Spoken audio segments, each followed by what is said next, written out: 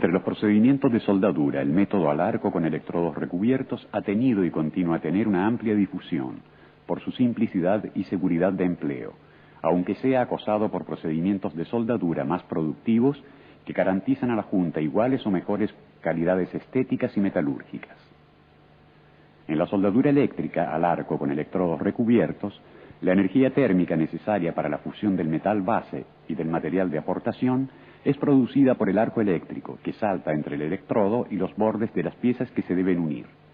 Los electrodos están compuestos por una alma metálica, cuyo diámetro define el diámetro nominal del electrodo, y por un revestimiento externo obtenido por sustancias pulverizadas, unidas por un aglutinante y secadas en horno. El alma conduce la corriente eléctrica que alimenta el arco y aporta el material que constituirá el cordón de la soldadura. El revestimiento protege el baño de fusión y el metal de aportación de la influencia nociva de la atmósfera. Reacciona con el metal modificando sus características químicas físicas, ioniza el arco y lo mantiene estable. Las imágenes evidencian el material base, el electrodo, el arco eléctrico, el baño de fusión, el cordón de soldadura y la escoria.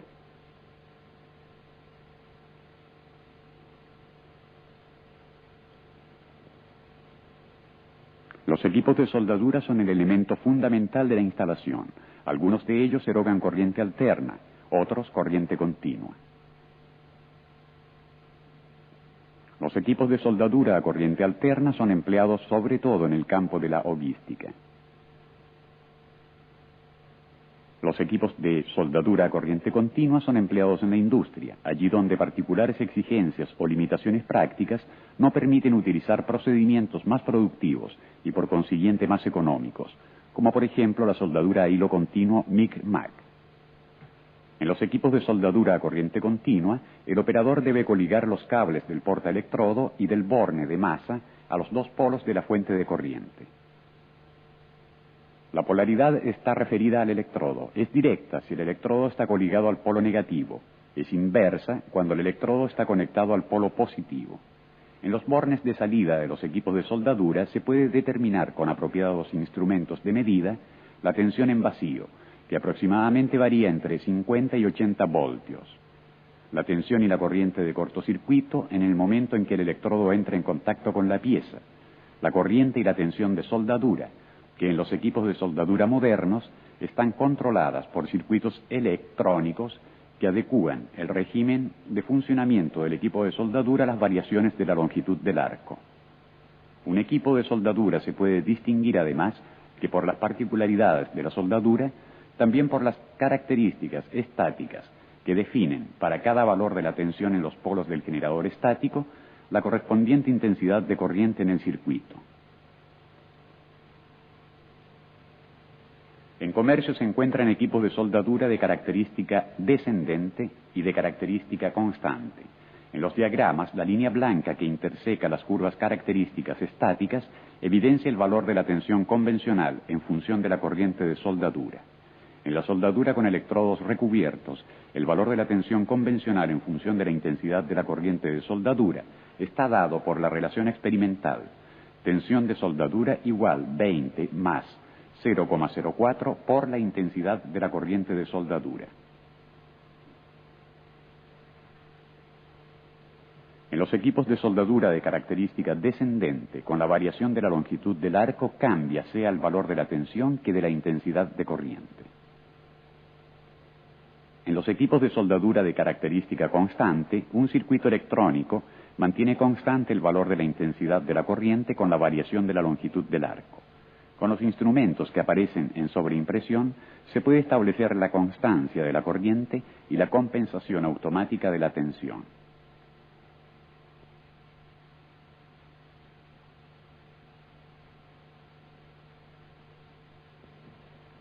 Las fuentes de corriente para soldadura se pueden comparar si se consideran las características técnicas obligatoriamente reproducidas en una placa inamovible ubicada sobre la caja de la fuente misma. En dicha placa están reproducidos los datos esenciales para definir las prestaciones de una fuente de corriente, además de las diversas normas de seguridad que han sido respetadas por el fabricante. A título de ejemplo, veamos la placa del equipo de soldadura utilizado en la audiovisual para las pruebas con electrodos.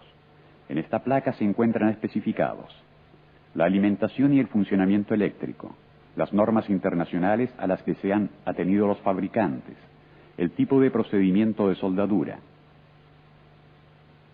la característica estática de la fuente y la tensión en vacío, el campo de empleo de una fuente de corriente, definido por las corrientes de soldadura mínima y máxima con las correspondientes tensiones convencionales a cargo, los valores de la corriente y de las tensiones convencionales en relación a la intermitencia de servicio,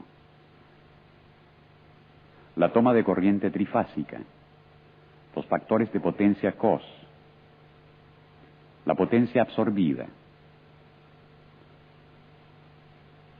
los valores en amperios de los fusibles de red, el valor de la tensión de alimentación de red, las absorciones de la corriente de la red. Antes de poner en funcionamiento un equipo de soldadura, el operador debe asegurarse que la tensión de inserción corresponda a aquella de la red. Sucesivamente fijar el valor de intensidad de la corriente de soldadura maniobrando el expreso potenciómetro.